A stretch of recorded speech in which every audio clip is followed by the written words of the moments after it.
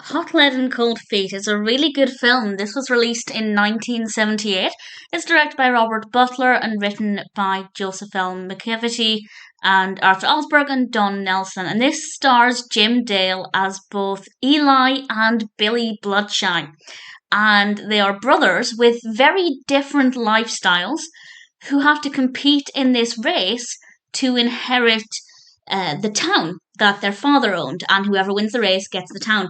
And that's a pretty exciting story. This is, of course, set in the Old West, and it's very atmospheric. And I don't know exactly how accurate it is, so if anybody has any comments on the costumes or anything, please feel free to share that information. But for what I look for in that kind of setting, it works very, very well.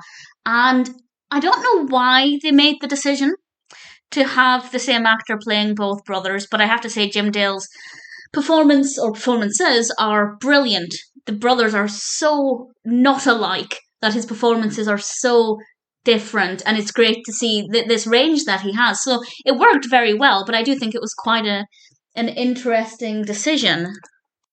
And the aspect of the race I rather enjoyed. The pacing of the race itself is really good, and I really enjoyed that. Very quick, very easy to become engaged in it. But the pacing up until that point was a little slow. Yes, we need some time to set the scene and establish the characters, but I think it took a little longer than I would have liked to get there. But once we did get there, I actually thought it was pretty decent, and I have no complaints about the main bulk of the film. The characters are all very interesting, very well written characters, and of course there is the big question of who is going to win the race. And I'm not going to answer that, of course, but I was genuinely very, very curious and very enthusiastic to find out. So I had good fun with this. I'm not that surprised. Disney westerns tend to be pretty appealing, particularly from around this time, and this one's no exception. It's a really good film. The characters are great, the performances are great, the mystery of who will win is definitely very fascinating and really fun.